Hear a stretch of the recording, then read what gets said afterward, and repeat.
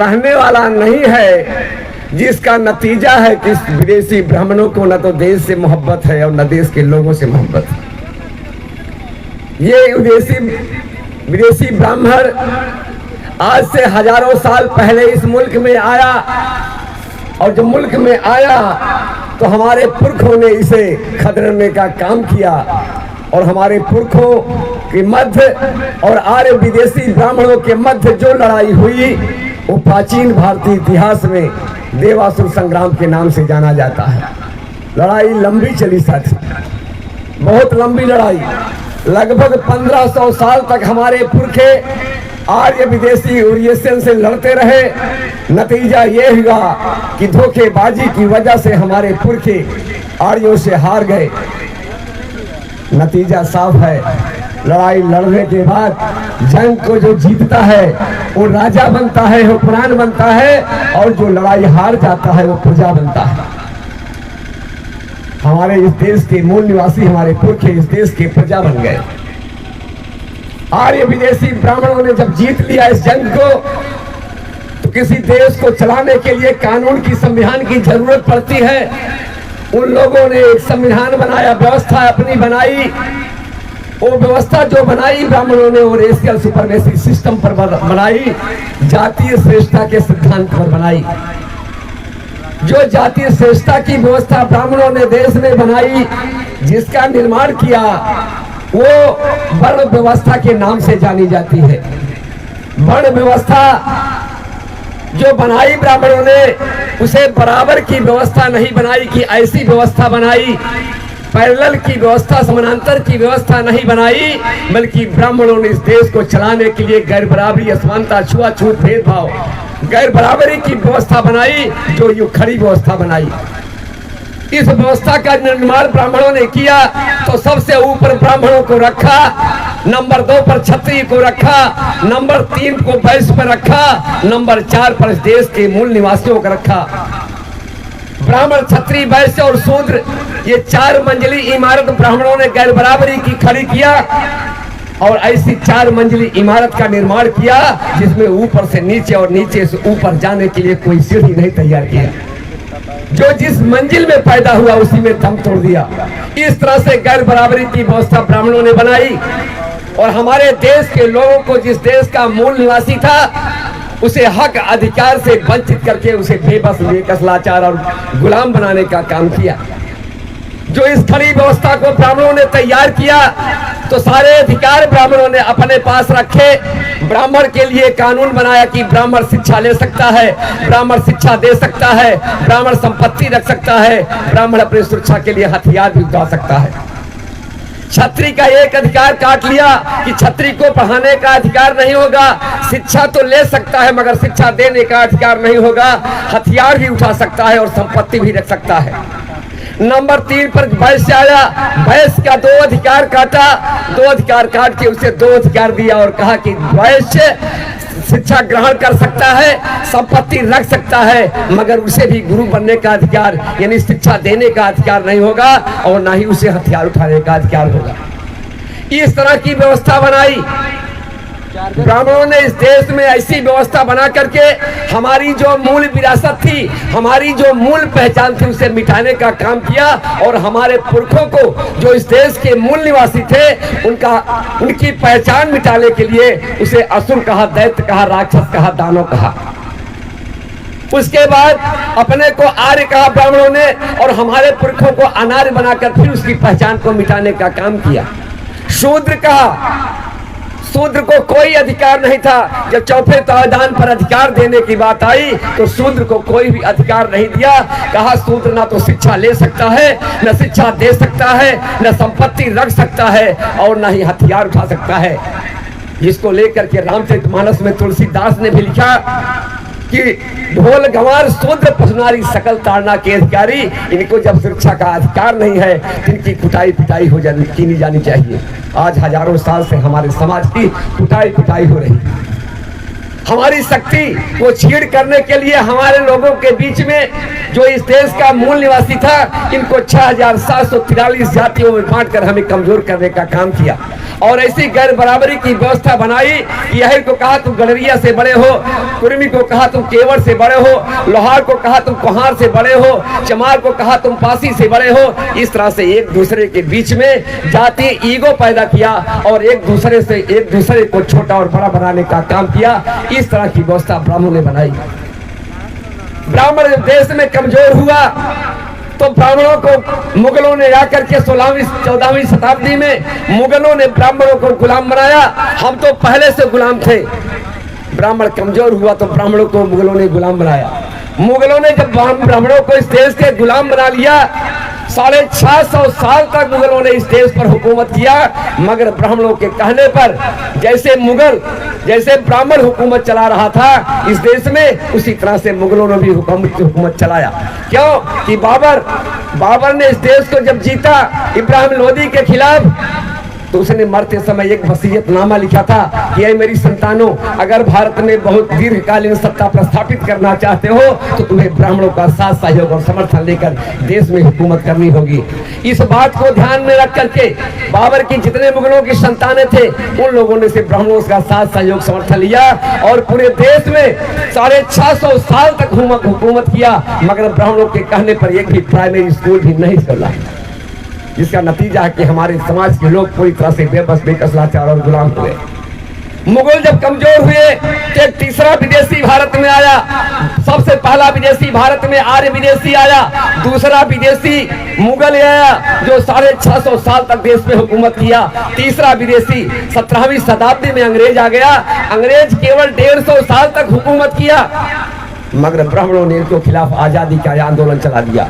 सोचने की बात है कि मुगलों ने 650 साल तक इस देश पर हुकूमत किया, मगर ब्राह्मणों ने आजादी का आंदोलन नहीं चलाया और अंग्रेज केवल 150 साल हुकूमत किया और आजादी का आंदोलन चला दिया। आखिर इसके पीछे क्या कारण है?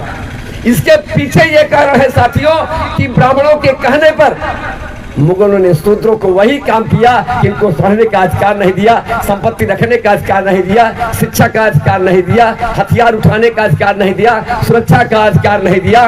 कोई भी अधिकार मुगलों के पीरियड में नहीं मिला। जिस तरह से ब्राह्मणों ने किया वही काम देश में मुगलों ने भी किया।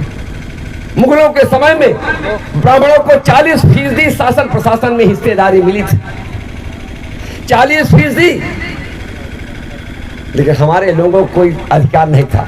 मगर अंग्रेज जब भारत में आया और पूरे देश का दौरा करने के बाद इस परिस्थिति का भान हुआ अंग्रेजों को, और उन लोगों ने पाया कि देश का इतना बड़ा तबका जो इस देश का 85 से 90% लोग हैं जो अधिकार वंचित समाज है, इनको आज तक राष्ट्र की मुख्य धारा से जोड़ने का काम नहीं किया गया और देश का इतना बड़ा तबका को बेबस, बेकस, लाचार और गुलाम बना के रखा है।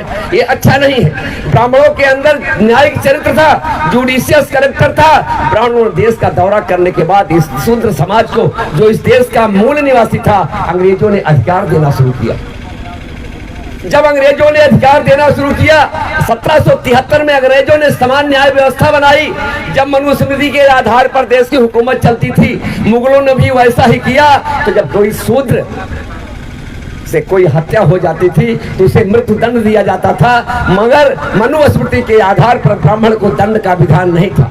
ब्राह्मण अगर किसी की हत्या कर देता था तो ब्राह्मण केवल गंगा स्नान कर लेता था, अपना बाल छिलवा देता था। इससे बड़ा दंड भारत में नहीं था। लेकिन अंग्रेजों ने सोचा कि ये तो जुर्म है, जालिम है ये लोग, कि आज तक इस दबी कुचली कौम को, शोषित कौम को अधिकार नहीं दिए। तुरंत उसने 1773 में अंग्रेजों ने समान न्याय व्यवस्था बनाई और समान न्याय व्यवस्था का निर्माण करके 1774 में बंगाल के ब्राह्मण राजा को कदाचार के आरोप में फांसी की सजा सुना करके समान न्याय व्यवस्था का निर्माण किया और ब्राह्मणों की गिनती बंद कर दिया। ब्राह्मणों को चूल्हे हिल गई। अंग्रेज जो व्यवस्था मैंने प्रस्तावित किया था हजारों साल से, आज अंग्रेज उसका खात्मा कर रहा है। इसलिए अंग्रेजों को जाना चाहिए। संपत्ति का अधिकार हमारे पुरखों को नहीं था। 1794 ईस्वी में अंग्रेजों ने कानून बनाकर हमारे पुरखों को संपत्ति का अधिकार दे दिया। हमारे पुरखों को पढ़ने का अधिकार नहीं था, गले में हाड़ी और कमर में झाड़ू बांधने का काम इन लोगों ने किया। धरती पर थूकने का अधिकार नहीं था, कुर्सी पर बैठने का अधिकार नहीं था, चारपाई पर बैठने का अधिकार नहीं था। अंग्रेजों ने कानून बनाया और कानून बनाकर लॉर्ड मैकाले भारत में अंग्रेज का गवर्नर बन के आया था और 1813 में उसने कानून बना करके सारे देश के लोगों को ईसाई गलिया कुर्मी केवल जमाल पासी धोबी धरियार लोहार कोहार नाव तेली भूज कलवार सैनी माली मुलाई मुसलमान सारे लोगों को पढ़ने का अधिकार अंग्रेजों ने 1813 में दिया। आज भी भारत की शिक्षा पद्धति मैकाले शिक्षा पद्धति के नाम से जानी जाती है। 1813 में ही अंग्रेजों ने हमें धरती, हमारे पुरखों के गले में जो हाड़ी बांधी जाती थी, कमर में झाड़ू बांधी जाती थी, उसको भी फेंकवाने का काम लॉर्ड मैकाले ने किया। और जहां हाड़ी बंधवाते थे वहां पर टाई बंधवाने का काम और कमर में झाड़ू के स्थान पर बेल्ट बंधवाने का काम अंग्रेजों ने किया। ये लड़ाई हमारे पुरखों ने अंग्रेजों से लड़ कर लिया। हमको धरती पर थूकने का अधिकार नहीं था, मगर अंग्रेजों ने अधिकार दिया। कुर्सी पर बैठने का अधिकार नहीं था। 1935 में अंग्रेजों ने कानून बनाकर हमारे लोगों को कुर्सी पर और चारपाई पर बैठने का अधिकार दिया। कोई हक अधिकार नहीं था। सारे अधिकार हमारे पुरखों ने ज्योतिबा फूले, हमारा पुरखा जो हमारी आजादी का सबसे पहला आंदोलन शुरू किया 1848 में, 1848 से चलने वाला हमारी आजादी का आंदोलन जो 108 वर्षों तक बाबा साहब डॉक्टर अंबेडकर की जिंदगी तक 1956 तक चला, ये हमारे महापुरुषों की महान आंदोलन का परिणाम था। आज की तारीख में जो हम कुछ हैं, ये हमारे पुरखों के द्वारा चलाए गए आंदोलन का परिणाम। सारा हक अधिकार अंग्रेजों ने छीन लिया, कुछ भी नहीं दिया। हमारे पुरखों ने अपनी हिस्सेदारी भागीदारी का आंदोलन मुल्क में चलाया कि हमको भी हिस्सेदारी मिलनी चाहिए। इस देश में भागीदारी का आंदोलन, हिस्सेदारी का आंदोलन जब देश में चला तो सबसे पहला आंदोलन भारत में हिस्सेदारी भागीदारी का आंदोलन हमारा पुरखा सर छोटू राम अहीर ने चलाया था, जो हरियाणा के रहने वाले थे और वरिष्ठर थे। वो हमारी हिस्सेदारी भागीदारी के आंदोलन चलाए और 1916 में ही डॉक्टर अंबेडकर कोलंबिया विश्वविद्यालय से रिटर्न एज ए बैरिस्टर बनकर के भारत में आ गए थे। जब उन्होंने देखा कि सर छोटू राम अहीर इस देश के दबे कुचले लोगों का, इस देश के मूल निवासियों की भागीदारी का आंदोलन चला रहे हैं, डॉक्टर अंबेडकर भी उनकी हिस्सेदारी का आंदोलन जो देश में चलाया जा रहा था पूरी तरह से हाथ हटाने का काम किया। अंग्रेजों ने डॉक्टर अंबेडकर से कहा, डॉक्टर अंबेडकर 1901 इंडिया एक्ट 1919 बनकर तैयार है, हम उसे लागू करना चाहते हैं, मगर जितना अधिकार दे चुका हूं वो लागू होगा। आप लोग केवल 10 साल तक आंदोलन को स्थगित कर दीजिए, हम जितने भी अधिकार हैं आपके देश के इस मूल निवासियों को, SC ST OBC और माइनॉरिटी को सारे अधिकार देंगे। 1919 के एक्ट में अंग्रेजों ने हमें बहुत सारे अधिकार दिए। 10 साल का वक्त भी बीत गया। उसके बाद साइमन कमीशन समीक्षा करने के लिए भारत में साइमन कमीशन आया कि कौन कौन सी बातें, कौन कौन से अधिकार अभी SC ST OBC माइनॉरिटी को भारत में नहीं मिले हैं, उसकी समीक्षा करने के लिए साइमन कमीशन भारत में आया। साइमन कमीशन ने पूरे देश का दौरा किया और दौरा करने के बाद जब दौरा करने लगा तो देश में ब्राह्मणों ने पूरी तरह से साइमन कमीशन का विरोध किया। नेहरू, गांधी, पंत और कांग्रेस के लोगों ने, देश के ब्राह्मणों ने साइमन कमीशन का विरोध किया। और सबसे ज्यादा विरोध अगर साइमन कमीशन का हुआ था तो पंजाब की धरती पर लाला लाजपत राय ने किया था। इसलिए विरोध किया था, इस देश के SC ST OBC और माइनॉरिटी को अधिकार नहीं मिलने चाहिए। हमारे लोग तो गांधी को अपना नेता मानते थे और गांधी के पीछे चलते थे। गांधी ने ऐसा पिछवाड़े पर लात मारा कि आज तक 74 साल आजादी के हो गए, आज तक आपको अधिकार नहीं मिले। ये गांधी की देन है। हमारे लोग गांधी के भक्त बने हुए हैं। गांधी नहीं, हम गांधी ही हमारी गुलामी का जिम्मेदार है। सबसे ज्यादा साइमन कमीशन का विरोध पंजाब की धरती पर लाला लाजपत राय जो जाति का खत्री ब्राह्मण था उसने किया। पूरे देश में विरोध हुआ था, मगर अंग्रेजों ने इतनी लाठियां चलाई, इतनी लाठियां चलाई, इतनी लाठियां मारी कि लाला लाजपत राय की छाती फाड़ डाला। और ब्राह्मणों के हाथ में कलम थी, जैसा चाहा देश का इतिहास लिख दिया। और लिखा क्या इतिहास में कि आजादी का आंदोलन चलाते हुए लाला लाजपत राय शहीद हो गए। 100% गलत है।